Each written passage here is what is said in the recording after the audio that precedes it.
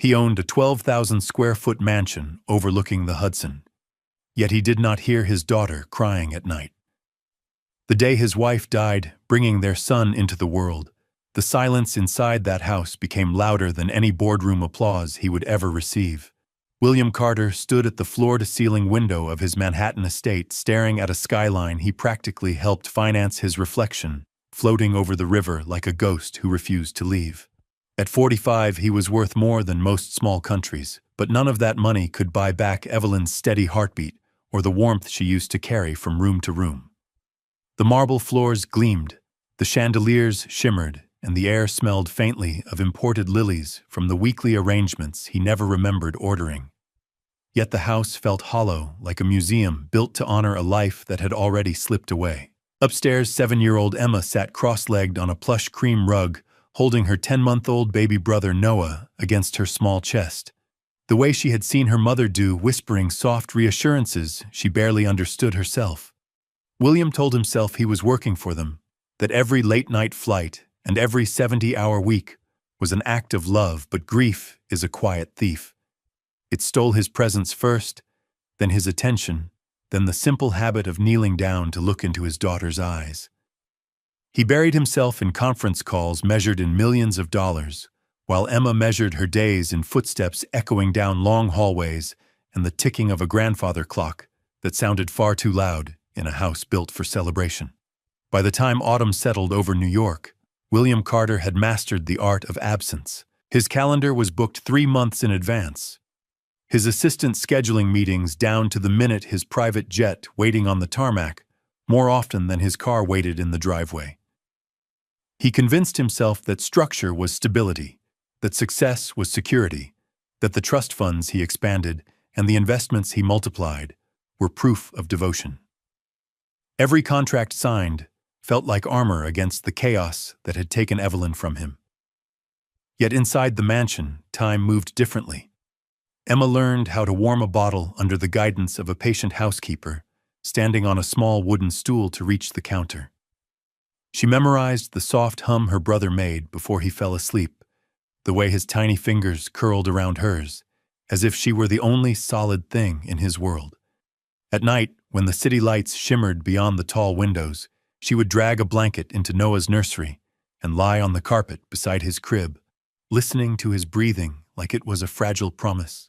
William noticed changes in spreadsheets, in market trends, in quarterly projections, but he did not notice how his daughter stopped asking when he would be home for dinner. He did not see how she began answering questions with polite nods instead of stories. The mansion remained immaculate, 12,000 square feet of polished stone and curated art, but warmth cannot be installed like a security system. It must be carried daily by someone willing to stay. Winter arrived with a thin sheet of frost across the Carter estate, silvering the manicured lawn and frosting the iron gates that guarded a home no one inside felt protected by.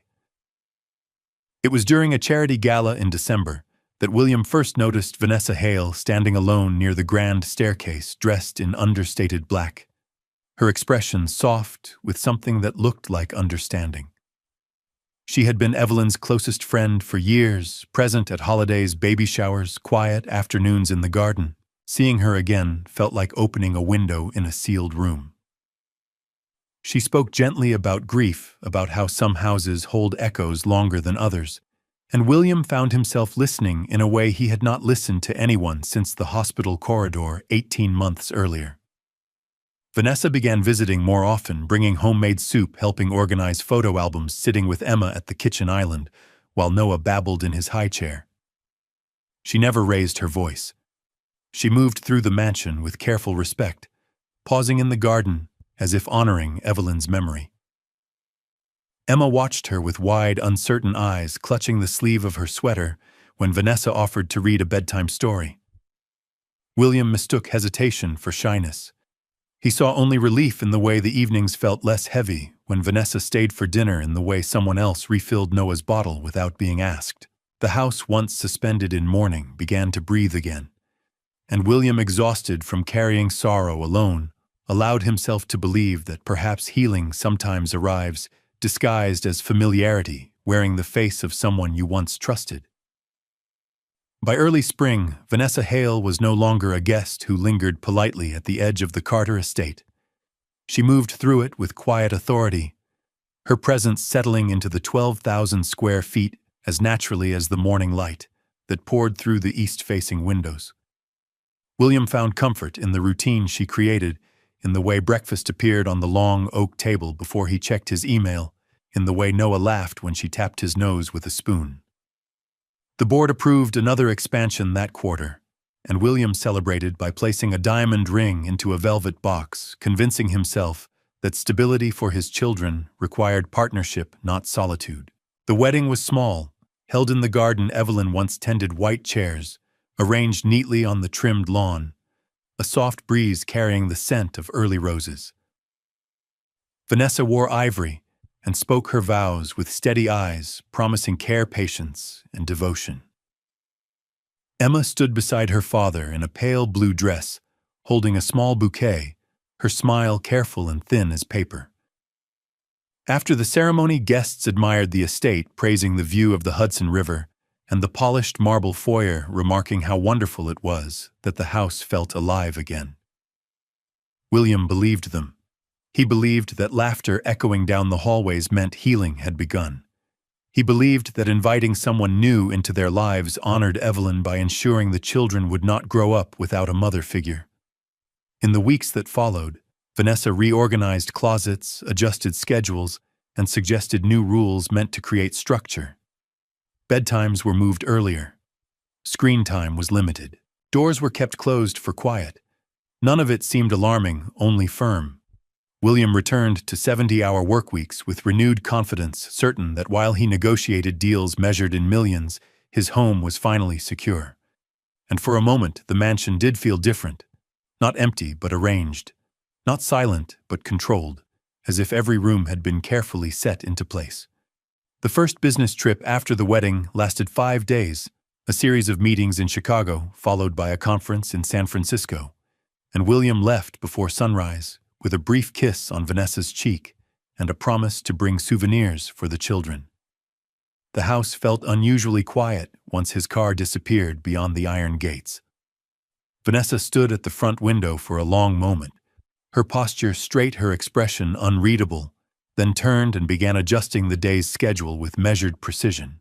Breakfast was no longer a gentle routine, but a timed event, 15 minutes at the table, no lingering. Emma tried to feed Noah small spoonfuls of mashed bananas, but Vanessa corrected her sharply, insisting that everything be done her way. That order was necessary in a house of this size. The doors that once stayed open for light and air were now closed to preserve silence. Emma was instructed to remain in the upstairs playroom while Noah napped, even if he cried. Vanessa's voice remained calm, almost pleasant, yet there was a firmness beneath it that made the 7-year-old's shoulders tighten. When Emma asked if she could call her father to say goodnight, Vanessa smiled thinly and explained that important men should not be disturbed over childish worries. The mansion's 12,000 square feet suddenly felt narrower hallways stretching long and watchful. The grandfather clock in the foyer seemed louder each tick, echoing like a reminder that time moved differently when no one was coming to check on you. That evening, as city lights flickered beyond the tall windows, Emma sat beside Noah's crib, humming softly while he reached for her hand. Downstairs, Vanessa reviewed financial documents William had left on his desk, her eyes scanning numbers with quiet calculation. The house remained immaculate, the marble floors gleaming, the chandeliers glowing warmly. Yet beneath the polished surface, something had shifted, subtle but unmistakable, like a draft, moving through sealed rooms that no one had noticed before. On the third night of William's trip, a steady rain fell over Manhattan, streaking the tall windows with silver lines that blurred the skyline into something distant and unreachable. Inside the estate, the air felt heavier, as if even the walls understood that routine had hardened into something colder. Vanessa had implemented new household expectations with quiet finality. Emma was told that independence meant responsibility, that older sisters should learn discipline early. She was instructed to hold Noah longer than before, to keep him calm without asking for help, to prove she was mature. When the baby fussed from hunger earlier than scheduled, Vanessa glanced at the clock mounted above the kitchen doorway and insisted that structure must be maintained, that feeding times could not shift simply because of impatience. Emma did not argue. She adjusted Noah against her small frame, pacing the length of the upstairs hallway, counting her steps in inches across the Persian runner, while whispering reassurances she barely believed herself.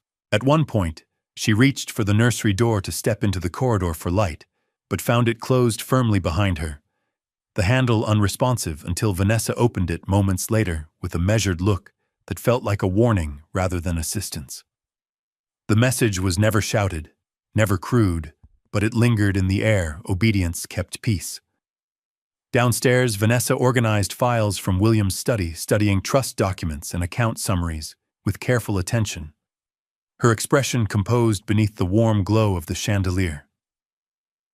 The mansion remained pristine, 12,000 square feet of curated elegance, yet Emma felt the distance between rooms stretch wider each night. When she finally lay beside Noah's crib after he drifted to sleep, she pressed her ear close to the mattress to hear his breathing, as if confirming that he was still there. Beyond the rain-streaked glass, the city pulsed with life, but inside the estate, silence settled like a rule no one had agreed to, yet everyone was expected to follow. By the end of the week, the rhythm of the house had shifted so completely that Emma could no longer remember what it felt like before. Mornings began with instructions delivered in a low, controlled voice, reminders about posture, tone, and gratitude. Vanessa insisted that discipline built character, that comfort was a privilege, not a right. Emma nodded to everything, her small hands folded tightly in front of her as she balanced Noah on her hip, the weight of him growing heavier by the day. At just over 20 pounds, he was strong for his age, his tiny sneakers kicking lightly against her legs as he reached for her hair. When he cried outside of the designated schedule, Vanessa would stand at the end of the hallway and watch, arms crossed, waiting to see if Emma could manage without assistance. The nursery door was often closed, not locked in any dramatic way, but firm enough that Emma felt she needed permission to cross it. She began measuring time not by clocks, but by footsteps, counting how many times she could walk from the crib to the window and back before Noah's breathing slowed. The housekeeper, Maria, noticed the change first. She saw how Emma flinched at sudden sounds, how she avoided speaking unless spoken to, how she hurried to silence Noah before his cries carried downstairs. Maria attempted gentle questions, offering warm milk or a quiet smile, but Vanessa always seemed to appear at the right moment, redirecting conversations with polite firmness. That afternoon, as sunlight stretched across the marble foyer in long golden strips, Vanessa bent down to Emma's level and spoke in a tone that never rose above calm. She explained that families required loyalty, that secrets protected stability, that children who caused problems sometimes lost privileges they could not afford to lose. Emma's throat tightened. She did not fully understand the words, but she understood the warning. Upstairs, Noah rested his head against her shoulder, unaware of rules or expectations, trusting completely. And for the first time, the mansion did not feel large or elegant or secure. It felt watchful.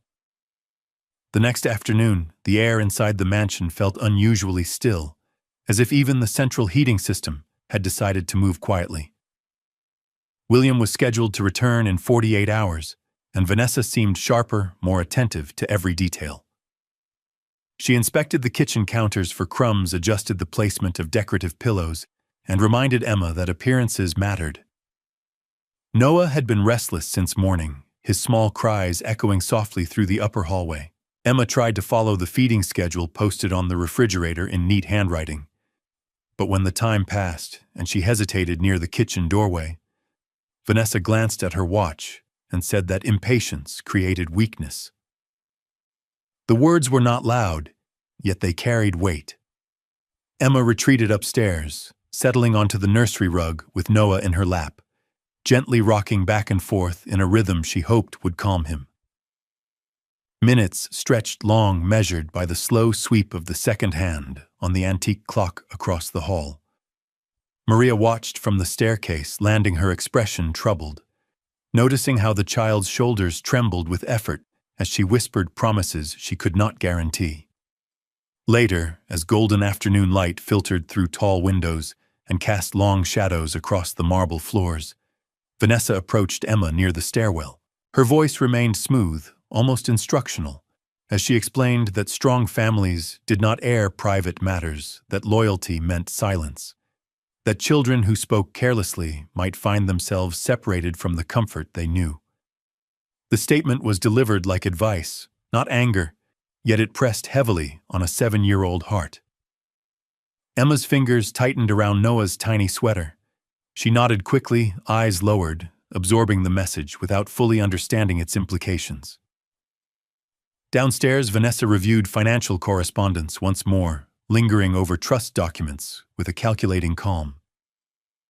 Upstairs, Emma carried her brother to the window and stared at the distant skyline, wondering if her father could somehow feel the quiet that had settled into the rooms he believed were safe. William's return was not scheduled until Friday evening, but a canceled meeting in San Francisco shifted everything. By Thursday afternoon, his driver steered the black sedan through the iron gates, tires rolling slowly over the long gravel driveway as low clouds pressed heavy against the Manhattan skyline. Inside the house, Emma was standing near the top of the staircase with Noah balanced against her hip, her arms trembling from the effort of holding him longer than she should have had to. The posted schedule had passed again, and Noah's small whimpers filled the quiet hallway. Vanessa stood several steps below her voice, calm but edged with warning, as she reminded Emma that impatience had consequences and that good children did not complain. She leaned closer, her tone dropping to a controlled whisper that drifted upward through the stairwell. She explained that if certain conversations ever reached outsiders, comfort could disappear and children might find themselves without the home they knew. Emma's breath caught in her throat. She nodded quickly, clutching her brother tighter, unaware that the front door had just opened downstairs. William stepped into the foyer earlier than expected, setting his briefcase down on the polished marble floor. He called out softly, expecting the usual greeting, but instead heard fragments of words carrying from the staircase. Words about silence and losing one's place. He moved quietly toward the base of the stairs, his polished shoes silent against the stone. From where he stood, he could see only the edge of Emma's pale blue sleeve and Noah's tiny sneaker dangling inches above the step. He heard his daughter's small voice strained and pleading, asking in a whisper for things to please not be so hard anymore. The sound did not match the composed household he believed he had secured. When Vanessa finally noticed him, her posture shifted instantly, expression smoothing into surprise and delight. Emma froze at the sight of her father below, eyes wide, shoulders stiff as if she had been caught doing something wrong. Noah reached toward William with open hands, unaware of tension, trusting completely. The chandelier above cast a warm glow across the foyer, illuminating a scene that felt subtly misaligned. William's gaze moved from Vanessa's composed smile to his daughter's trembling arms, to the way she avoided looking directly at him. In that suspended moment, before anyone spoke another word, something inside him stirred, faint but undeniable, like the first crack forming beneath a surface that had appeared perfectly intact. William did not raise his voice that afternoon. He did not accuse or demand explanations. He simply walked up the staircase, slowly, each step deliberate, until he stood level with his daughter. Up close, he noticed details he had overlooked for months. The faint shadows beneath Emma's eyes, the way her fingers pressed into Noah's sweater, as if she feared letting go, the stiffness in her posture that did not belong to a carefree 7-year-old. He reached out and gently lifted Noah into his own arms, feeling the surprising lightness of his son's body against his chest. Noah rested his head on William's shoulder with immediate trust, a quiet sigh escaping him. Vanessa began speaking quickly, explaining that structure had been necessary, that Emma was learning responsibility, that strong families required discipline. Her tone was smooth, reasonable, almost persuasive. William listened without interrupting, yet his eyes remained on his daughter. He noticed the way she flinched slightly when Vanessa stepped closer, the way her gaze dropped to the floor instead of meeting his. Later that evening, after dinner was served with polished composure, William carried Noah to the nursery himself. As he adjusted the blanket around his son, he saw a faint mark on Emma's wrist when she reached to tuck in a stuffed rabbit. It was not dramatic, just a thin red line where fabric had pressed too tightly, but it lingered in his mind. He knelt down so that he was eye level with her, asking softly if everything in the house felt all right when he was away. Emma hesitated. Her lips parted as if to speak, then closed again. She glanced toward the hallway, toward the shadow where Vanessa's presence seemed to hover even when unseen. William felt something shift inside him, a quiet unease that did not align with the orderly life he believed he had restored. Downstairs, the city lights shimmered beyond the tall windows, indifferent to what unfolded inside 12,000 square feet of curated perfection. That night, instead of returning immediately to his emails, William remained seated on the edge of his daughter's bed, listening to the small sounds of the house. For the first time in a long while, he was not thinking about markets or mergers. He was thinking about fear and whether he had been too busy to recognize it. The next morning, William canceled his return flight to Chicago and informed his assistant that he would be working remotely for the rest of the week. He told Vanessa it was simply exhaustion, a need to reset after months of constant travel, and she responded with practiced warmth, offering to rearrange the household schedule to accommodate his presence. But William was not watching the schedule anymore. He was watching the spaces between words, the pauses before answers, the way Emma's small body seemed to brace itself whenever footsteps echoed down the hallway. Over breakfast, he noticed that Noah reached instinctively toward him, rather than toward Vanessa, clutching the front of his shirt with unusual urgency. He noticed that Emma asked permission before speaking, even to request something as simple as a glass of milk. Later that afternoon, while Vanessa attended a luncheon downtown, William invited Maria into his study under the pretense of reviewing household expenses. The study, lined with dark mahogany shelves and framed degrees, had always felt like a command center for billion-dollar decisions. Now it felt like a courtroom waiting for testimony. Maria hesitated at first, twisting her hands together, her voice low and careful. She spoke of stricter rules of long hours, when Emma was told to manage alone, of feeding schedules that did not bend even when Noah cried early. She described a tone in the house that shifted whenever William's car left the driveway, a tension that was difficult to define, but impossible to ignore. There were no dramatic accusations, no sensational claims, only quiet observations layered with concern. William listened without interrupting, each sentence landing heavier than the last. When Maria finished, silence filled the study, thick and undeniable. William glanced at the framed photograph of Evelyn on his desk, her smile captured in permanent warmth. For a brief second, he felt the same hollow ache that had driven him into work after her death, but now it was mixed with something sharper. A realization that grief had blinded him to changes unfolding under his own roof.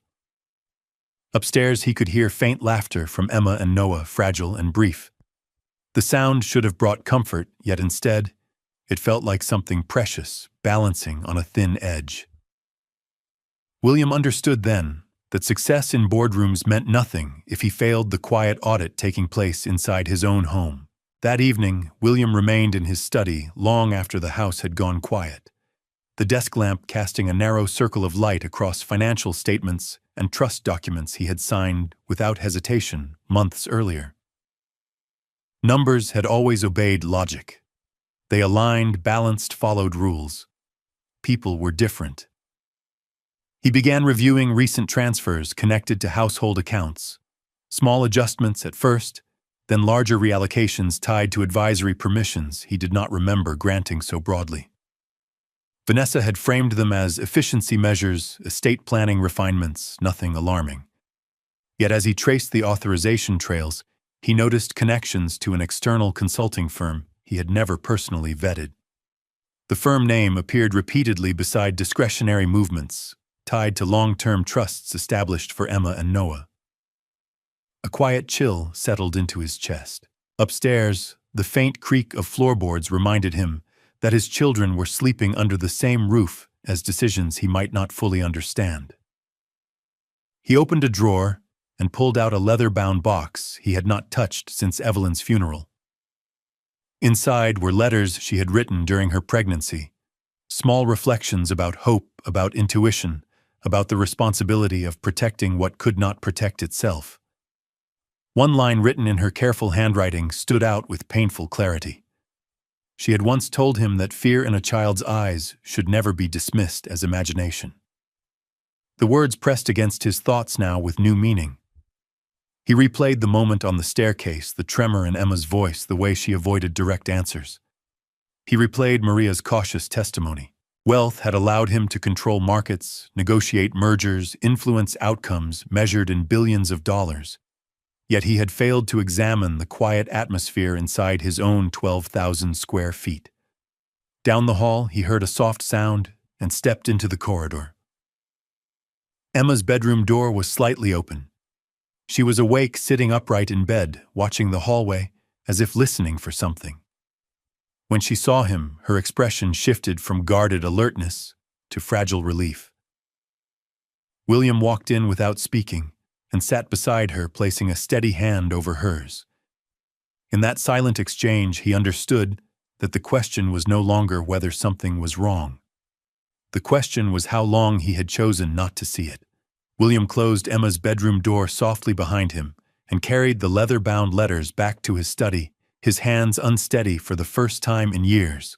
He sat down and read every page Evelyn had written during those final months, absorbing lines he had once skimmed through with distracted gratitude. She had written about instinct, about how a mother can sense unease before it becomes visible, about how protecting children sometimes requires uncomfortable decisions. One sentence, underlined faintly in blue ink, felt like it had been sent across time directly to him: believe what you see in their eyes. The words stripped away every excuse he had built around long work hours and structured routines. He saw Emma on the staircase again, shoulders tight, voice barely above a whisper. He saw Noah reaching for him with desperate trust. He realized that discipline had been presented as love silence, as loyalty structure, as security. But what he had witnessed was not structure. It was fear disguised as order. His chest tightened with a weight heavier than any financial loss he had ever faced. For 18 months he had justified absence as provision. He had convinced himself that earning more meant caring more. Now the truth rose slowly and painfully: protection required presence. The next morning, William did not wait for another incident. He requested full access logs from his financial advisors and contacted a private attorney specializing in family law, asking for an urgent consultation regarding custodial safeguards and trust oversight. His voice remained calm, but there was steel beneath it. When Vanessa returned from her errands, she found him seated at the dining table with documents spread before him, sunlight cutting sharp lines across the polished surface. He asked measured questions about the consulting firm tied to the children's trusts. He asked about revised authorization clauses. Her answers came smoothly, but he noticed the slight delay before each response, the subtle recalibration in her tone. Later, when Emma came downstairs holding Noah's hand, William knelt in front of them both and placed his hands gently on their shoulders. He told them quietly but firmly that from now on he would be home more, that no one would face anything alone again. Emma's eyes filled with a cautious hope that hurt more than tears. In that fragile moment, William understood that redemption would not come from anger or accusation. It would come from action, from standing between his children and whatever shadow had been allowed to grow inside his own house. The confrontation did not erupt in shouting. It unfolded in stillness, which made it heavier. William asked Vanessa to sit across from him in the study, the same room where billion-dollar agreements had once been finalized with a single signature. Afternoon light streamed through the tall windows, illuminating shelves of legal volumes and framed photographs of a family that now felt fragile. He placed copies of the trust amendments on the desk between them and spoke with controlled precision, asking why discretionary authority had been expanded without his direct review, and why funds connected to Emma and Noah were routed through a consulting entity he did not personally authorize. Vanessa maintained composure, explaining that she had only acted in efficiency, that modern estate management required flexibility, that she had intended to relieve him of administrative burdens while he focused on providing. Her voice carried the same calm confidence that once reassured him. But reassurance no longer masked the inconsistencies. William informed her that independent forensic accountants were reviewing every transaction, and that legal counsel had been engaged to protect the children's interests immediately. The words changed the air in the room. For the first time, her posture stiffened. She questioned his trust, suggested that Maria's influence and his sudden doubts were creating unnecessary conflict. William did not argue. He simply stated that from this moment forward, all decisions regarding Emma and Noah would require his direct approval, and that separate representation would be appointed for the Children and Family Court to ensure impartial oversight.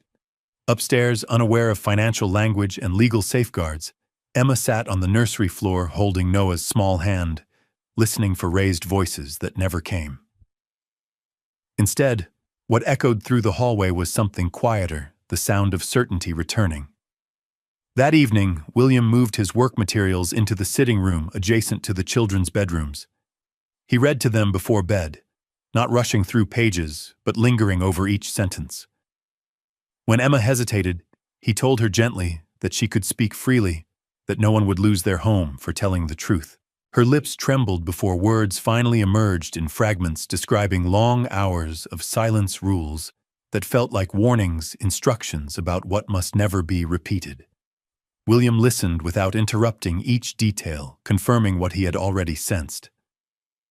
The illusion of control had shattered, and beneath it stood a father who understood that protection was not a policy, but a promise. 2 days later, the hearing took place in a quiet Manhattan courtroom far from the glass towers where William usually conducted business. There were no reporters, no flashing cameras, only polished wooden benches, and the steady presence of a family court judge tasked with protecting what could not protect itself. William sat upright beside his attorney, not as a billionaire negotiating leverage, but as a father who had finally understood the cost of delay. Vanessa appeared composed, her posture elegant, her expression restrained, insisting that misunderstandings had been exaggerated, and that firm structure had been misinterpreted as cruelty. Financial documents had already been submitted for review, and preliminary findings revealed irregular authorization patterns tied to discretionary trust access. Yet the most powerful testimony did not come from spreadsheets. It came from a small voice invited gently to speak. Emma sat in a chair too large for her framed feet, barely touching the floor, a court-appointed child advocate seated nearby. The judge asked simple questions in a calm tone. Emma hesitated at first, glancing toward her father, who gave a slow, reassuring nod. Then she described the rules that felt like warnings, the instructions about silence, the fear of losing her home if she spoke carelessly. She did not dramatize. She simply told the truth as she experienced it. The courtroom remained still as her words settled into the record. William felt every sentence like a weight and a release at the same time. He realized that courage does not always look loud. Sometimes it looks like a 7-year-old choosing honesty over fear. After reviewing the testimony and financial evidence, the judge issued temporary emergency protective measures restricting unsupervised contact and ordering a full investigation into both custodial conduct and trust management. The gavel's sound was firm but not theatrical. It marked a boundary. Outside the courthouse, the city moved as it always did, taxis passing pedestrians hurrying, unaware that within one family, a line had finally been drawn.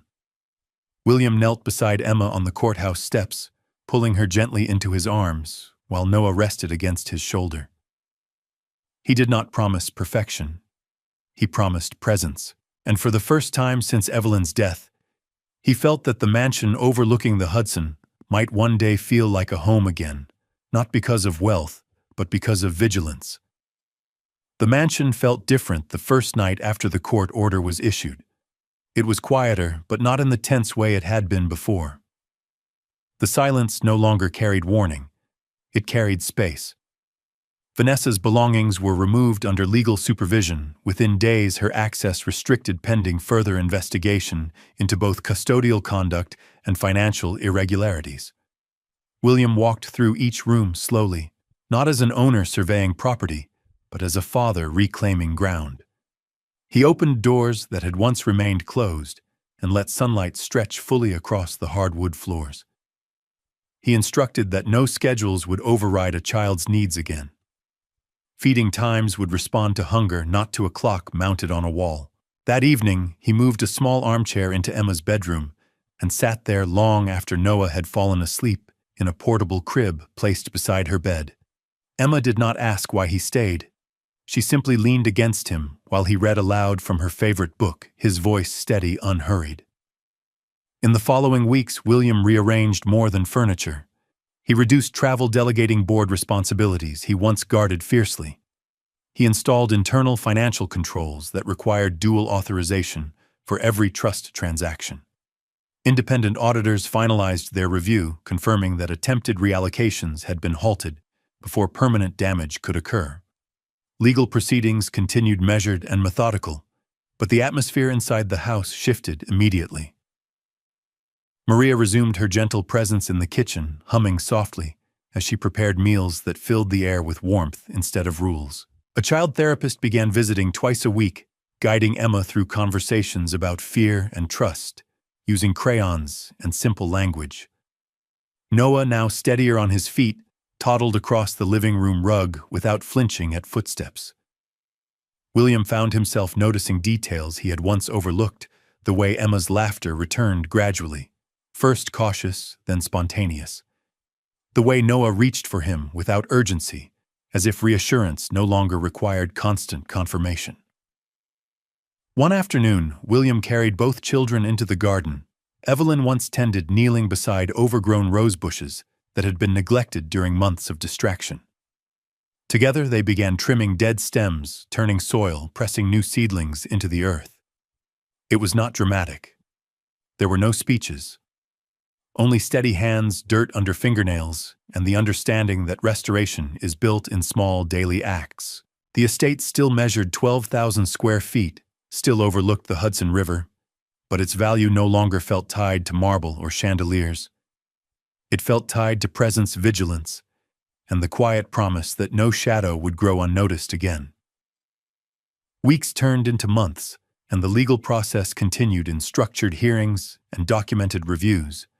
But inside the Carter estate, a quieter transformation unfolded. William established a new rhythm that did not depend on market openings or overseas calls. He drove Emma to school himself 3 mornings a week, standing on the sidewalk until she disappeared through the front doors. Offering a small wave, she gradually returned with confidence instead of hesitation. Noah's pediatric appointments were attended personally, every milestone recorded not by an assistant, but by his father's own careful notes. The therapist sessions evolved from cautious drawings of closed doors into colorful pictures of gardens and open windows. Emma began speaking in complete sentences about what had once frightened her, describing feelings rather than whispers.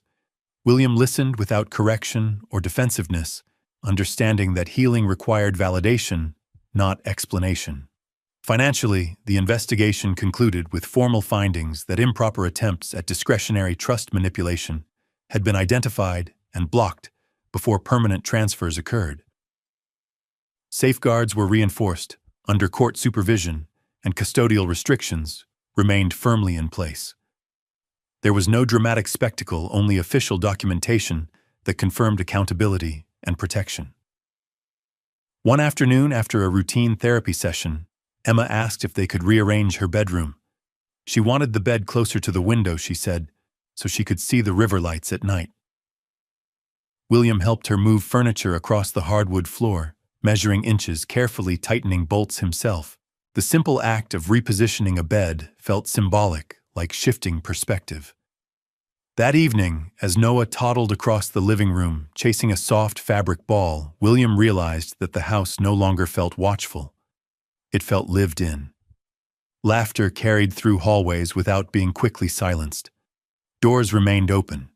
Schedules adjusted to moods rather than the other way around. In the garden, new rosebuds began to bloom where brittle stems had once stood. William knelt beside Emma as she watered them, explaining that plants require consistent care, not occasional attention. She nodded thoughtfully, understanding more than the words alone conveyed. Redemption did not arrive as a single grand gesture. It arrived in repeated presence in mornings without fear, in evenings where no one listened for warning in a calm voice. And slowly, the mansion overlooking the Hudson River transformed from a structure defined by control into a home defined by protection. By the end of the first year after the court order, the changes inside the Carter home no longer felt new. They felt natural. William had restructured his companies so that leadership no longer depended on his constant physical presence. He attended board meetings through secure video calls from a sunlit office overlooking the garden instead of from airport lounges thousands of miles away. The shift in priorities did not weaken his empire. If anything, it clarified it. He understood now that power without attention to what truly mattered was hollow. Emma continued therapy, but sessions gradually became less about fear and more about confidence. She joined a local art club, proudly displaying watercolor paintings on the refrigerator door. Her drawings no longer featured closed staircases or shadowed hallways. They showed wide skies, tall windows, and rose bushes in bloom. When classmates asked about her family, she answered without lowering her voice. Noah, now speaking in small but enthusiastic sentences, followed his sister through the hallways with steady steps. His pediatric evaluations confirmed healthy development, each milestone achieved within expected ranges. The pediatrician once remarked that children thrive in environments where they feel safe, and William carried that sentence with quiet gratitude. Financial oversight remained strict, with independent trustees managing the children's funds under court supervision. The legal matters had concluded with formal findings and permanent restrictions that ensured no future ambiguity about custodial authority. There was no celebration when the final documents were signed, only relief. One autumn evening, nearly 2 years after that unexpected return home, William stood at the kitchen counter helping Emma with a science project about plant growth. They measured soil depth in inches, discussed sunlight exposure, and calculated watering intervals. Noah sat at the table stacking wooden blocks, occasionally knocking them down with delighted laughter. The sound echoed freely through 12,000 square feet of marble and wood, no longer constrained by invisible rules. Later that night, William tucked both children into their beds and paused at the doorway. He realized that the house did not feel large anymore. It felt proportionate to the lives inside it. Healing had not erased the past, but it had replaced vigilance born of fear with vigilance born of love. And in that steady rhythm of ordinary evenings, the true restoration of the family took root. 2 years later, the garden behind the mansion no longer carried signs of neglect. The rose bushes Evelyn once planted stretched confidently toward the sun, their petals full and steady against the breeze drifting in from the Hudson River. Emma knelt in the soil wearing gardening gloves that were slightly too large, carefully trimming stems with deliberate patience. At 9 years old, she moved with assurance, no longer glancing over her shoulder at sudden sounds. Her laughter came easily, now bright and unfiltered, echoing across the yard without hesitation. Noah, taller and stronger, ran along the stone path, chasing a bright red ball, his sneakers thudding rhythmically against the ground. His pediatric charts reflected steady growth, but what mattered more was the ease in his smile. William watched them from the patio sleeves, rolled up a glass of iced tea resting untouched beside him. He had learned to measure success differently, not by quarterly reports or acquisition headlines, but by ordinary afternoons like this one. Inside the house, doors remained open. Schedules adjusted to moods. Dinner was cooked together more often than it was catered. On weekends, they drove north for short trips, sometimes no farther than 50 miles, simply to walk wooded trails and breathe air that did not carry memories of tension. In the evenings, William still read aloud, though Emma sometimes insisted on reading to him instead. The mansion still stood 12,000 square feet of marble and glass, yet it no longer felt imposing. It felt inhabited. The fear that once lingered in quiet corners had been replaced by movement, conversation, and warmth. Healing had not erased the past, but it had reshaped it into something instructive rather than defining. And as the sun dipped low over the river, casting long golden light across the garden, William understood that restoration was not a single moment. It was a daily choice made and kept. Did this story move you? Share your thoughts in the comments and rate this story from 1 to 10. Don't forget to like, share, subscribe to the channel, and click the bell icon so you don't miss other heartwarming stories. Click on the last screen to see the next emotional chapter waiting for you. See you in the next story.